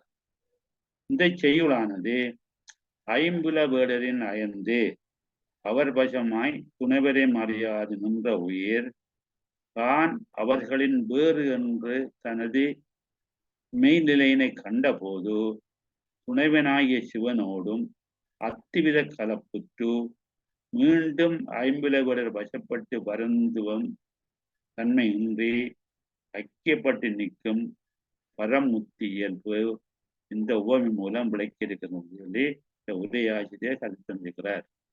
அதாவது ஐம்புல வேடரால் ஆகப்பட்டிருக்கின்ற உயிரானது அது துணைவரையும் அறியாது, இறைவனை அறியாது இந்த உயிரானது தான் அவர்களின் வேறு என்ற அந்த மெய்யை கண்ட நிலை வரும்போது அது துணைவனாகிய சிவனோடு சேர்ந்து அத்திவிதமாக கலந்து இருக்கும். அப்படி கலந்திருக்கின்ற அந்த உயிரானது மீண்டும் இந்த ஐம்புல விடல ஆப்பட மாட்டாது சரியோ. அது இந்த பரமுத்தியின் இயல்பு. அப்படித்தான் முத்தி என்று சொன்னால் முத்தி நிலையில இருக்கின்ற அந்த உயிரானது தன் செயலற்று தன்னிலைமையற்று எல்லாம் இறைமயமாக எல்லாம் இறைமுறை செயலாக சொல்லி இறைவனோடு ஒன்றாயிருக்கும். அது மீண்டும் இந்த உலகியல் இன்பங்களுக்குள்ளே புக மாட்டாது என்று சொல்லுகிறார். பன்னிறங்களை பார்த்துட்டு சொல்லும்போது இந்த படிகம் தன்னை கலந்த நிறத்தை தனது போல காட்டுகின்ற தன்மை. படிகத்துக்குள்ள அந்த அந்த வேறு நிறங்களை வைத்தால் அது என்ன அந்த நிறத்தை காட்டும். அதுபோல ஆன்மாவு அந்த பளிங்குக்கல் வந்து இயற்கையான நிறமுடையது பளிங்கு நிறம். அது வேறு வேறு நிறங்கள் வந்து சேரும்போது அந்த நிறம் இருக்கிறது போல காட்டும் சரியோ. அதுபோல இந்த ஆன்மாவானது கருவிகரணமாகிய பாசத்தோடு அடுத்து நின்று தன்னை அசத்து என காட்டும். காணும் அந்த தன்மை, அதனுடைய தன்மையை, அந்த நிறத்தை காட்டும். அந்த கருவிகரணங்களுடைய தன்மையை காட்டும்.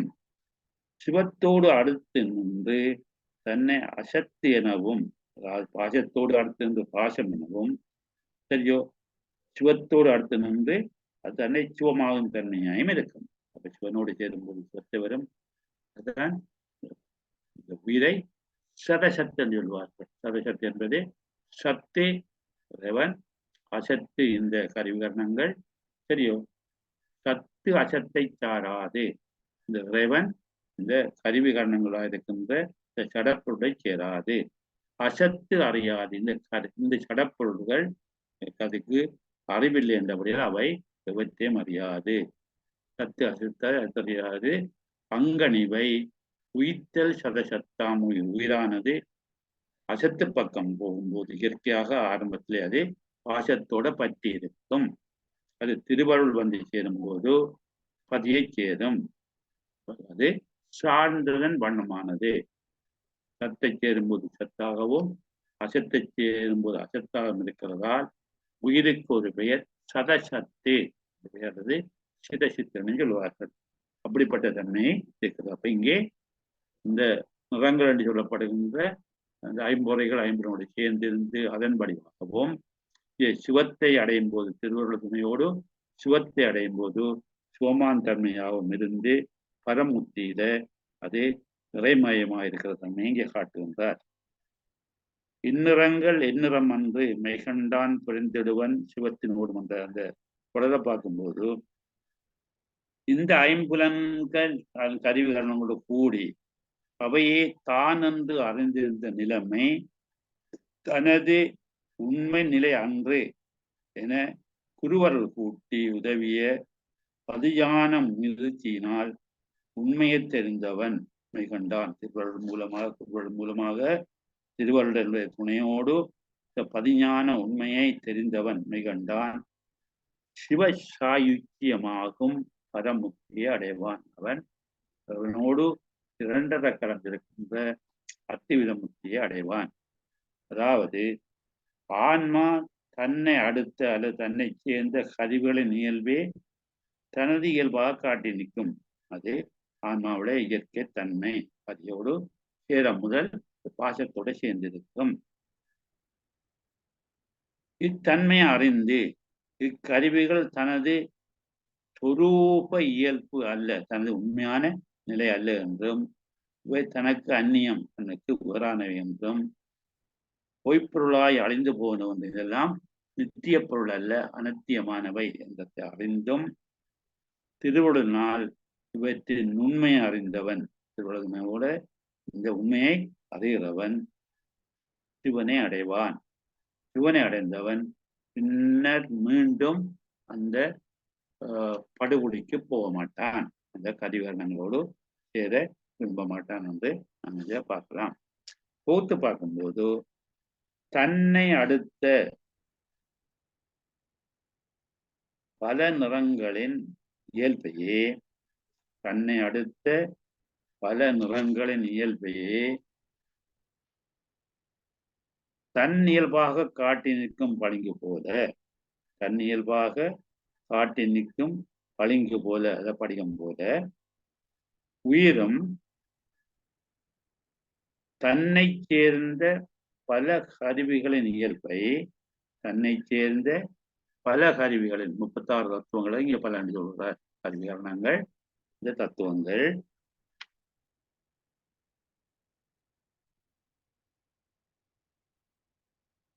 தன் இயல்பாக காட்டி நிற்கும்.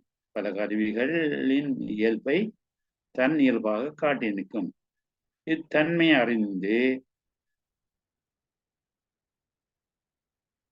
இத்தன்மையை அறிந்து இக்கருவிகள் வழிபெற்ற இயல்புகள் என் இயல்பு அன்று, இது உண்மையாக இந்த உயிருடைய மெய்த்தன்மை அல்ல, என் இயல்பு அன்று என திருவருளால் அறிந்து, இக்கருவிகள் வழிபெற்ற இயல்புகள் என் இயல்பு அல்ல என திருவருளால் அறிந்து அவ்வியல்புக்கு வேறாய்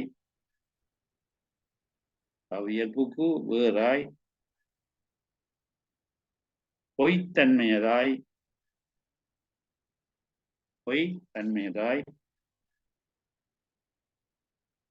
ஐம்பொறிகள் முதலிய கருவிகளோடு மயங்கி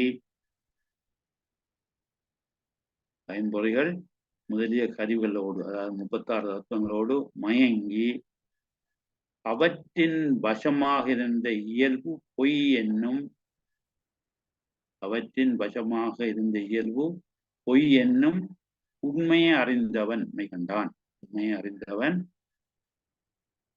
மெய்கண்டான் சிவத்தை பொருந்துவன், சிவத்தோடு சேர்வான், சிவமயமாக இருப்பான்.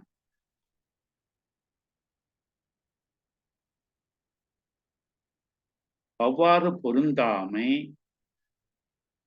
முன்னர் தடைப்படுத்தி தேங்கியிருந்த ஆற்றினீர்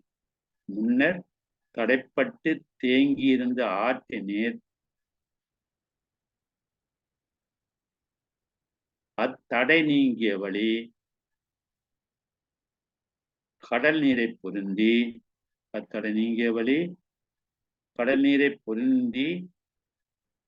அந்நீரையாய்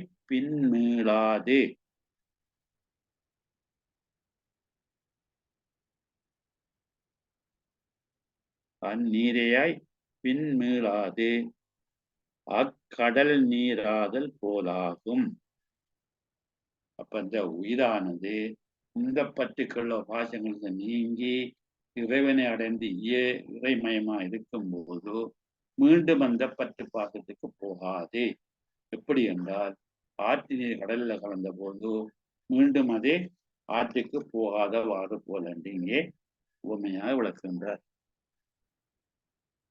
889வது பன்னிறங்கள் அவை காட்டும் படிகம் போல் உள்ளம் பண்புலன்கள் நிறங்காட்டும் பரிபார்த்திட்டு இந்நிறங்கள் எந்நிறமன்று என்று தந்தன் வெளிநிறங்கள் அழுனால் இந்நிறத்தின் வேறாய் பொய் நிறம் ஐம்புறநிலங்கள் பொய்யென மெய்கண்டான் பொருந்திடுவன் சிவத்தினோடும் போதான் பின்னை முன்னிறை நீர் திரைமுறிய முடுகியோடி முன்னீர் சேர்ந்து அந்நீராய் பின்னீங்கா முறை போல சொல்லி இந்த 3ஆம் அதிகரணத்தில் உள்ள 3வது பிரிவில் இந்த பாட்டில் சொல்லுகிறார்.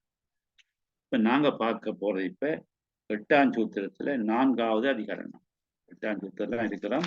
அது நாங்க மிக முக்கியமான சூத்திரம். சைவ சித்தாந்தத்துல சித்தியாரிலே சொல்லப்படுகின்ற சிவஞான பொருள் சொல்லப்படுகின்ற இரண்டும் 8ஆம் சூத்திரத்தை பற்றிய விடயங்கள் அவை மிக மிக மிக முக்கியமானவை. அத 4வது அதிகரணம் வந்தது அந்த சூத்திரத்தினுடைய உட்பகுதி அல்லது பிரிவு. என்ன சொல்றதுன்னு கேட்டால் துண்ணிய ஐம்புல வேடர் சுழலிற்பட்டு துயருறும் தொல்லுயிரை மலடிக்குள் வைப்பு. துண்ணிய ஐம்புல வேடர் சுழலில் பட்டு இந்த ஐம்புல வேடர் சொல்லப்படுகின்ற இந்த பொறிபுலங்கள்ல அகப்பட்டு துயருறும் தொல்லுயிரை துன்பப்படுகின்ற அனாதியான உயிரை மலரடிக்கீழ் வைப்பனருடைய திருவடியங்களே கூட்டி வைப்பன் என்று சொல்லி இந்த 8ஆம் சூத்திரத்தில் உள்ள 4வது அதிகரணம் சொல்லுகின்றது. என்ன சொல்லுது என்று கேட்டால் இது இந்த 8ஆம் சூத்திரத்தில் 4ஆம் அதிகரணம் சரியோ 2 செய்யுள் 290 292 செய்யுள்ள விளக்கப்படுத்தப்படுகின்றது. அதாவது முதல்வன் சிவஞானம் தந்து இறைவன் எங்களுக்கு சிவஞானத்தை தந்து பத்திவித நிலையில், பத்திவிதம் என்பது 2 அற்ற நிலையில் தானாக்கிய ஆன்மாவை தன் பயப்படுத்தி வைத்திருக்கின்ற அந்த உயிரை தன்னோடு இயைந்து தன்னோடு சேர்த்து கொண்டு என்றும் நீங்கா நிலையில் அதை இணைத்து கொண்டு அதை அல்லது பிரியாத தன்மையில் ஸ்ரீபாதத்தோடு திருவடியோடு இணைய வைப்பன், சேர்த்து வைப்பன் என்பதை கூறுவதற்காக மலரடிக்கீழ் வைப்பின் இயல்பும் மலரடிக்கீழ் அணைந்து நிற்போர் நிலையும் இந்த அதிகாரம் சொல்லுது. அப்ப இறைவன் இந்த உயிரை மலரடிக்கீழ் வைப்பான், மலரடியில சேர்ந்து வைப்பான். சேர்ந்து வைக்கிற ஒரு நிலையம் வைத்து அந்த இடையில் அந்த உயிரை சேர்த்து வைக்கும்போது இந்த உயிருடைய நிலை எப்படி இருக்கும் என்பதை காட்டுகின்றது இந்த 4வது அதிகரணம். இதுல 2 விடயங்கள் சொல்லப்படுது. 4வது அதிகரணத்துல 2 விஷயங்கள் சொல்லுது. ஒன்று மலரடி கீழ் வைப்பின் இயல்பு, மலரடி கீழ் வைக்கிற தன்மை. 2வது மலரடி கீழ் அணைந்து நிற்போர் வகையும் நிலையும். இறைவன் எப்படி இந்த உயிரை தன்னுடைய திருவடிகளை வைத்திருப்பார் என்பது உண்டோ. 2வது இந்த திருவடி கீழே வைத்து இருக்கிறவருடைய அந்த நிற்கிற அந்த உயிருடைய தன்மைகளும் இயல்பும். அதை என்ன மாதிரி சொல்லி இந்த 290வது பாடத்தை சொல்லுவார். இது 8வது சூத்திரம் 4வது அதிகரணத்துல 1வது பகுதி. மலரடிக்குள் வைப்பின் இயல்பு. சிவஞானம் பெறுவது கண் பெற்றார் பேறு போலாவும். கண் இல்லாதவர்களுக்கு பார்வை இல்லை, எல்லாம் இருளாக தெரியும். அதே போல சிவஞானம் பெறாதவர்களுக்கு எல்லாம் இந்த உலக எல்லாம் இருளானது. ஆணவம் மலத்தோட சேர்ந்திருக்கின்ற தன்மை, அந்த மறைக்கிற தன்மை இருப்பார்கள். அந்த தன்மை கண் பெற்றவர்கள் எப்படி காட்சியை காண்கிறார்களோ அதே போல சிவஞானம் பெற்றவர்கள் இறை இன்பத்தை அனுபவிப்பார்கள் என்று சொல்லுவார். அதான் 290வது பாடல். எங்குந்தான் எண்ணின் நாம் மெய்த வேண்டாம், எங்கும் இளனெண்ணின் வேறு இறையும் அல்லன். அங்கஞ்சேர் உயிர் போல்வான் எங்கும் அங்கத்து அவயவங்கள் கண்போல காணான்மா. இங்கு நாம் இயம்பும் தத்துவங்களின் வைத்து அறிவது இறைஞானம் தந்து தாளீதல். சுடரிழந்த துங்கவிழி சோதியும் பெற்றாற்போல் சோதிக்குள் சோதியாய் தோன்றிடுவன் காணே. எங்கும் தான் என்னின் நாம் எய்தல் வேண்டா, எங்கும் இளனெண்ணில் வேறு இறையும் அல்லன். அங்கம் சேர் உயிர் போல்வான் எங்கும் அங்கத்து அவயவங்கள் கண் போல காணா. ஆன்மா இங்கு நாம் இயங்கும் தத்துவங்களின் வைத்து அறிவது இறைஞானம் தந்து தாழீதல். சுடரிழந்த துங்கவிழி சோதியும் உட்சோதியும் பெற்றாற்போல சோதிக்குள் சோதியாக தோன்றிடுவன் காணே. நாங்கள் சந்தி பிரித்து பார்க்கலாம். எங்குந்தான் என்னில் நாம் எய்த வேண்டா. இந்த சிவமானவர், இந்த கடவுளானவர் அல்லது இறைவனானவன் இந்த எல்லா இடங்கள்லையும் வியாபித்திருக்கிறான். கடப்பொருள் சித்துப்பொருள் எங்கும் வியாபித்து நிற்பதனால் ஆன்மாக்களாகிய நாங்கள் அதனை அடைய வேண்டுமதும் இல்லை. அப்ப இறைவன் எங்கும் இருக்கிறார் தானே. கடப்பொருளையும் இருக்கிறான், இந்த அறிவு பொருளையும் இருக்கிறான், சித்த பொருளையும் இருக்கிறான். இப்ப ஆனபடியாக இறைவன் எங்கும் இருக்கிறான் என்றபடியா நான் அவனை அடைய வேண்டிய தேவையில்லை, அவன் எங்கும் இருக்கிறான் தானே என்று சிலர் சொல்வார்கள். சரியோ, அடைய வேண்டியது இல்லை. உடம்பிலும் உலகிலும் எங்கும் சிவம் கலந்துள்ளது என்றால் தேடி அலைய தேவையில்லை. ஏன்னாப்பா சும்மா இருக்கிறான் தானே. முன்னிலையும் இருக்கிறான், நிலையும் இருக்கிறான், அதிலையும் இருக்கிறான், இதிலையும் இருக்கிறான், இதிலையும் இருக்கிறான். அப்ப ஏன் அவனை நாங்கள் தேடி செய்ய வேண்டும், தேட தேவையில்லைன்னு சொல்லுறார். சரியோ, அது ஒரு கருத்து. எங்கும் இளநெண்ணில் வேறு இறையும் அல்லன். சிவம் எங்கும் வியாபித்து இருப்பவன் அல்ல என்றால் அவன் என்ன, அப்படிப்பட்ட ஒரு கடவுள் ஒருவன் இல்லை. அவன் எல்லா இடத்தையும் இயக்குவன் என்ற தலைமைப்பாடு அவனுக்கு இல்லை. அப்ப இல்லை என்றால் அவன் எங்கும் இல்லை. அப்ப எங்கும் இருக்கிறான் என்றால் அவனை பற்றி தேடி திரிஞ்சு அலைந்து பார்க்க வேண்டிய தேவையில்லை. அவன் எங்கும் இல்லை என்றால் அவன் இறைவன் என்று சொல்லக்கூடிய அந்த தன்மையும் இல்லாதவன். சரியோ, இறைவன் இருந்தால் சரியா, அப்படி எல்லா இடத்திலையும் கலக்காமல் இறைவன் என்று இருந்தால், இறைவன் தான் என்றால் அவன் எல்லாவற்றையும் இயக்குவன் என்ற தலைமைப்பாடு இல்லை. அவன் சரியோ, எல்லாத்திலையும் இல்லை என்று சொன்னால் அவன் எல்லாவற்றையும் இயக்க மாட்டான். என்ன, அப்படியான தன்மையும் இல்லைன்னு சொல்றார். எங்கும் இல்லை நின்னில் வேறு இறையும் அல்ல, அவன் எல்லாவற்றையும் தொலைப்படுத்துகிறவனாய் இருக்க மாட்டான். அங்கம் சேர் உயிர் போல்வான் எங்கும், அப்படி அல்ல. உடம்பு எங்கும் சிறந்திருக்கும் உயிர் போல இந்த உயிரானது உடம்புல இருக்குன்னு சொல்லுவோம். எங்க இருக்குன்னு சொன்னா உங்களே சொல்லலாம். கையில இருக்கா, காலில் இருக்கா, இதயத்தில் இருக்குதா, அல்லது வயிற்று இருக்கான்னு சொன்னா அந்த உயிர் எங்க இருக்குன்னு சொல்ல, உடம்புல இருக்குன்னு சொல்லாமொழியே எங்க இருக்குனுங்களால சொல்ல முடியாது. அங்கஞ்சேர் உயிர் போல்வான் எங்கும், உடம்பு எங்கேயும் சிறந்திருக்கும் உயிர் போல சிவனும் சடசித்து எங்கும் வியாபித்திருக்கிறான். அவன் இந்த இடத்துல இருக்கிறான். நிறத்தன் இவ்வண்ணத்தன் என்றெழுதி காட்டுணாது என்று சொல்லி சொல்கிறார்கள். அப்ப எல்லா இடத்துலையும் பரவி இருக்கிறது. அப்படி கடவுளும் கலந்து நிற்பன். அப்ப உயிருக்கு உயிராக இருக்கிறான் இந்த கடவுள் என்று சொல்லப்படுகிறது. சரியோ? அங்கத்து அவயவங்கள் கண் போல காண. இந்த உடம்பு எல்லாம் இருக்கு. உடம்புல கை இருக்குது, கால் இருக்குது, மூக்கு இருக்குது, வாய் இருக்குது, செவி இருக்குது, சரியா, தலை இருக்குது. இதெல்லாம் கண்ணை போல அல்ல. கண் மட்டும்தான் காணும். சரியோ? வாயக்கா பார்க்க சொன்னா வாய் பார்க்காது, மூக்கை பார்க்க சொன்னா மூக்கு பார்க்காது, காதை பார்க்க சொன்னால் காது பார்க்காது. பார்க்கிற ஒரே ஒரு கருவி கண் தான். சரியோ? கண்ணை போன்று அவயவங்கள் எவற்றையும் காண்பதில்லை. நம் உறுப்புகள் கண் போல மற்ற பொருள்களை பார்த்து அறிவ மாட்டாத மற்ற பொருள்கள் கண்ணை போல இல்லை.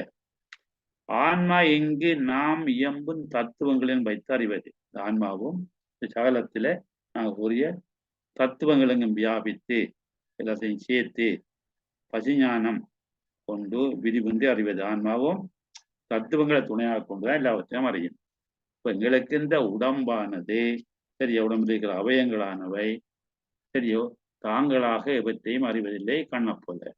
அதே போலதான் இந்த உயிரானதும் தானாக எதையும் அறிவதில்லை. அதுகள் இந்த கருவி கரணங்களை கொண்டுதான் அறிகின்றன. அவயவங்கள் தாங்களாக அறிவதில்லை. சரியோ? இருக்கின்ற ஒளிய கண்தான் எல்லாவற்றையும் அறிகின்றது. அதே போலதான் இங்கே உயிர்தான் எல்லாவற்றையும் அறிகிறது. அதுக்கு என்ன தேவை? இந்த கருவி கரணங்கள் தேவை. இறைஞானம் தந்து தாழீதல். முதல்வன் இறைஞானம் வந்து பரிஞானத்தை சிவஞானத்தை அளித்து தாழீதல், தாழ்ந்த திருவடியை தருவது எப்படி என்றால், சரியோ, இறைவன் இந்த சிவஞானத்தை கொடுத்து இந்த திருவடியினை கொடுப்பது, மகளிருக்கில் வைப்பது எப்படி என்றால், சுடரிழந்த துங்கவிழி. துங்கம் என்றது பெருமை. துங்கக்கரிமுகத்து தூமணியை நீ எனக்கு படிச்சிருக்கிறோம் என்ன? அவையார் பாடுறார், வாக்குண்டாம் நல்ல மனம் உண்டாம் மாமலரா நோக்குண்டா மீன் உடங்காது பூக்கொண்டு துப்பார் திருமேனி தும்பிக்கை துங்கக்கரிமுகத்து தூமணியை நீ எனக்கு, நான் பாலந்தெழுதும் நினைக்கிறேன், பாலந்தெழுதேனும் பாகும் பருப்பும் போய் நாளுங்கலந்துலக்கு நான் தருவேன் கோலஞ்சை துங்கக்கரிமுகத்து. துங்கம் என்று பெருமை வாய்ந்த யானை முகம். அதாவது துங்கம் என்பது இங்கே பெருமை. சுடரிழந்த துங்க விரி, துங்க விழி என்பது கண். ஒரு கால் ஒளியோடு கூடி விரிவால் அறியின் தன்மையதாய் சூரிய பிரகாசம் இல்லாமல் உள்ளொளி இல்லாமல் இந்த கண்ணால பார்க்க முடியாது. சுடரிழந்த பெருமையான கண்ணானது பெருமையுடைய கண் தான். ஆனா அந்த கண்ணுக்கு என்ன வேணும்? கண்ணொளி வேணும். அதே போல சூரிய ஒளியும் வேணும். அது இருந்தால்தான் அதை பார்க்கும். அல்லது அது சுடரிழந்த ஒளி துங்க விழி என்று சொல்றாரு. என்ன சரியோ? ஒளி இழந்த கண் எதையும் காணாது. அதுக்கு அந்த கண் பார்வையை சொல்லப்படுற கண்ணொளி இல்லைன்னு சொன்னால், அதே போல சூரிய ஒளியும் இல்லை என்று சொன்னால் இந்த கண்ணால எதையும் பார்க்க முடியாது. இது கண் எதையும் இந்த சுடர் இல்லாம பார்க்க முடியாது. பெருமை வாய்ந்த கண் இந்த சுடர் ஒளி இல்லாம எதையும் பார்க்க முடியாது. சோதியும் உட்சோதியும் பெற்றாற் போல, சோதி என்பது இந்த சூரிய ஒளி, சரியா? உட்சோதி என்றது உள்ளொளி. உள்ளொளி பெருக்கி உலப்பிலா ஆனந்த, சரியா? உருக்கி உள்ளொளி பெருக்கி. உள்ளொளி என்பது இந்த உள்ளுக்குள்ளே உண்டாகின்ற ஒளி, சரியா? உடம்புக்குள்ளே அந்த ஆன்ம ஒளி என்பதுதான். அப்ப சோதியும் உட்சோதியும் இந்த சூரிய ஒளியும் உள்ளொளியும் சேர்வது போலாகும். அதாவது இந்த கண்படலை நீங்கிவிட்டால் அந்த கண்ணொளியும் தன்னுடன் கலந்த உயிரின் அறிவையும் அறிவது போலாகும். சோதியும் உட்சோதியும் வெற்றாற் போல, சரியா? இந்த சூரிய ஒளி, சரியா, கண்ணொளி எல்லாம் இருக்கும் நீங்கும் போது, அதெல்லாம் அழிக்கிற தடை நீங்கும் போது அவை எல்லாத்தையும் பார்க்கக்கூடியதா இருக்கும்.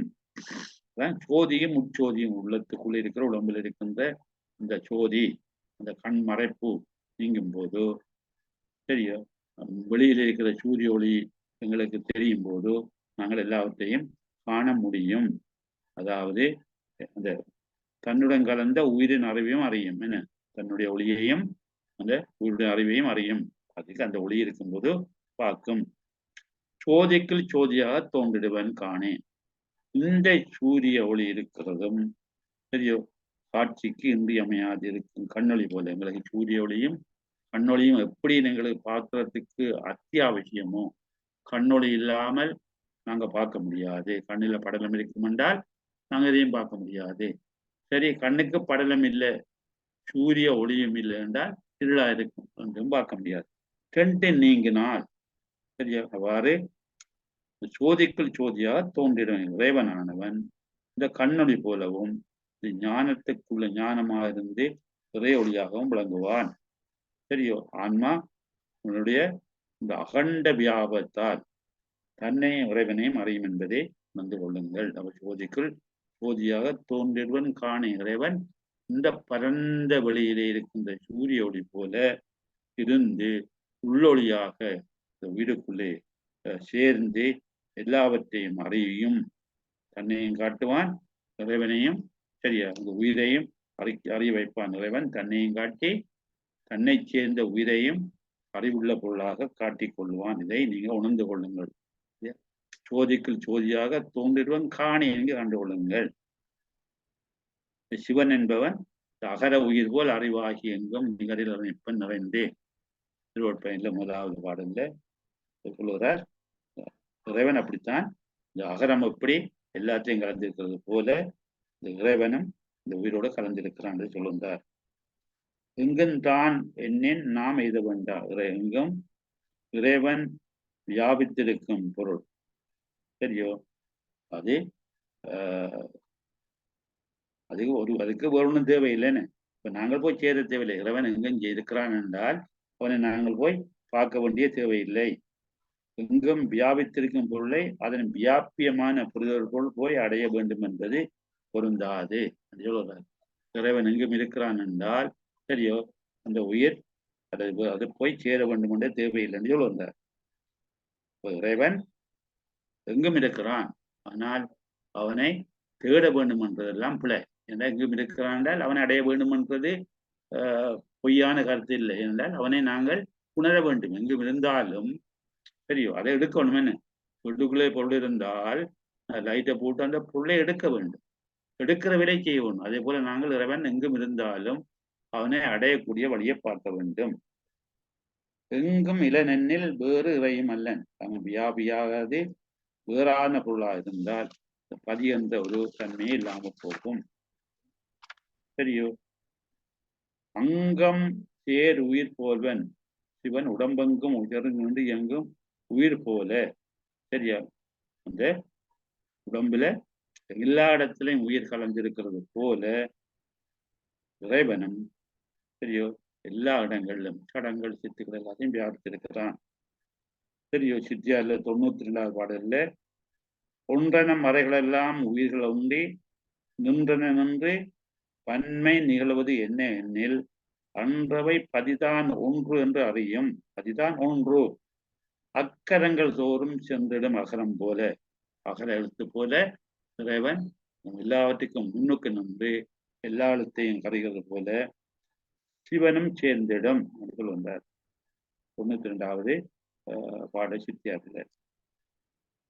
உயிர் சித்தாகும் சிவனுக்கு ஓமை. உயிர் என்றால் அங்கம் என்பது சட சித்து, அங்கம் என்பது உடம்பு இருக்கிற சடப்பொருளும் சித்து பொருளும், உயிர் என்பது சித்தாகுந்த சிவனுக்கு உடமை.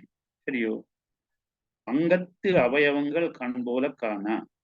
இந்த உயிர் உடம்பெங்கும் செறிந்திருந்தாலும் உடம்பின் மற்றைய அவயவங்களாக அறியும் அறிவு கண்ணால் அறிவு போல் இருந்தது. கண் மட்டும்தான் பார்க்கும். அவயவங்களில் எல்லா அவயவங்கள் இருந்தாலும் எல்லா அவயவங்களும் பார்ப்பதில்லை, கண் மட்டும்தான் பார்க்கும். சரியோ, அதே போலதான் அவயவங்களால் அறிவது தத்துவத்தின் வைத்து அறிகின்ற பாச ஞானம். அவயங்களால் அறிகின்றது தத்துவங்களால் அறிகிற பாச ஞானம். கண்ணால் அறிவது என்பது பதிஞானம். அவயவங்கள் அறிய முடியாது. சரி, பதிஞானத்தால் மட்டும்தான் அறிய வேண்டும். அதான் பதிஞானமும் பாதிஞானத்துக்கும் உள்ள வித்தியாசம். தத்துவங்களில் வைத்து அறிவது என்பது சகலத்தில் கருவிகளோடு கூடி வினைகளை அறியும் அறிவு. தத்துவங்கள் என்பது தத்துவங்களால கருவிகளோடு கூடிய அறிவு, அது பாசஞானம்.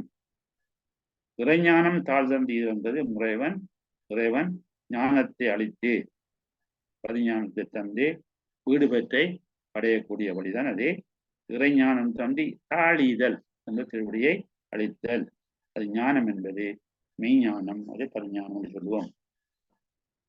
சுடர்ளந்த துங்கவொளி சோதியும் உட்சோதியும் பெற்றார் போல இரவி பிரகாசமையாலும் அந்த சூரிய ஒளி இல்லாதாலும் கண்ணொளி மாசுபட்டமையாலும் கண்ணொளியில மாசு ஏற்பட்டு படலம் வந்து மறைக்கிறதாலேயும் சரியோ அப்படி ஒளி நீங்க இருக்கின்ற கண் இந்த சூரிய ஒளி வந்தா பிறகும் கண்ணொளியும் பெற்றால் எல்லாவற்றையும் காணும். படலம் நீங்கினால் எல்லாவற்றையும் காணும்.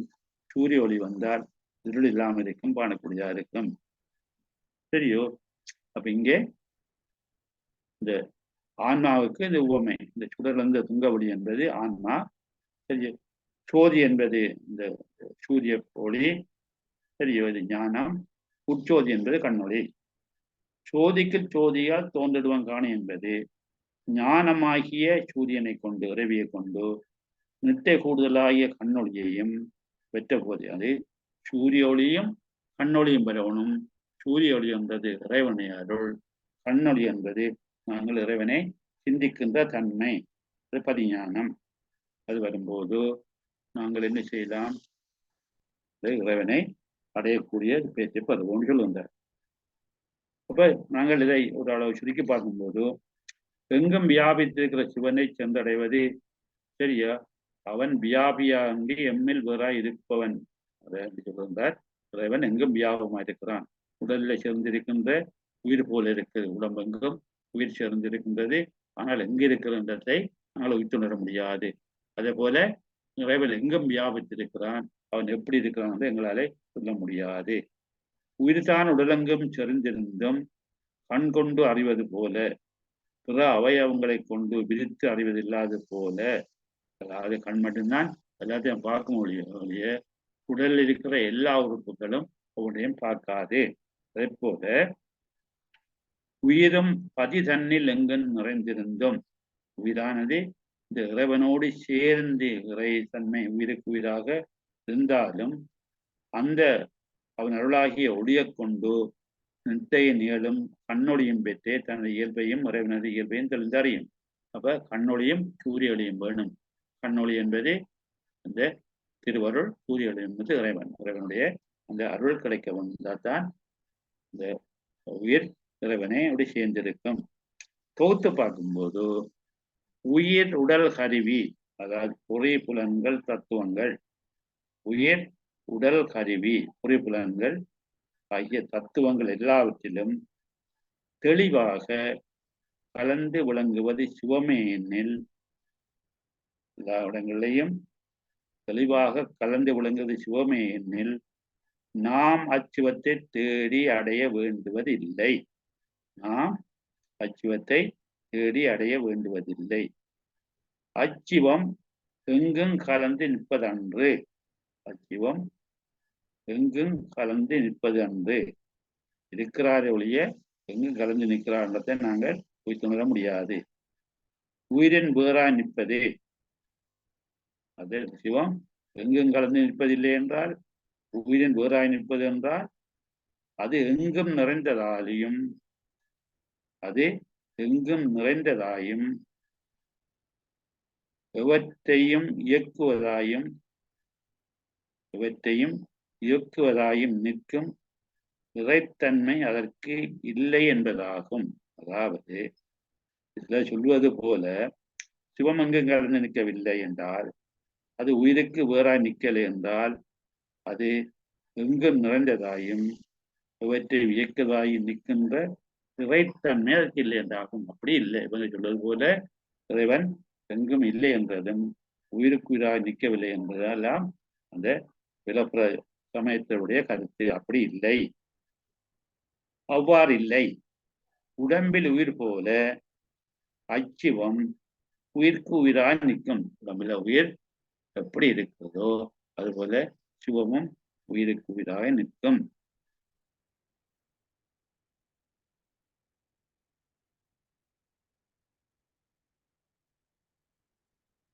உடல் முழுவதும் உயிர் கலந்து இருப்பினும் உயிர் முழுவதும் உடல் முழுவதும் உயிர் கலந்து செறிந்து இருப்பினும் கண்ணை கொண்டே உயிர் அறியக்கூடியதாய் உள்ளது.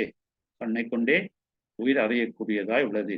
அதுபோல உயிரும் சிவத்தோடு செறிந்து இருப்பினும், உயிர் சிவத்தோடு இருக்கிறது என்றாலும் சரியோ, அதன் அருளாகிய ஒளியையும் அத திருவருள் நிட்டை கூடுதலாகிய கண் ஒளியையும், அப்ப நாங்கள் நிட்டை கூடணும். கேட்டல், தெளிதல், சிந்தித்தல், நிட்டை கூடல், அது வரும்போது அப்ப 2 வரணும். எங்களுக்கு கொண்டோ திருவருள் வேண்டும், மற்ற எங்களுக்கு நிட்டை கூட வேண்டும். நாங்கள் எங்களை அந்த ஒருமுகப்படுத்த வேண்டும்.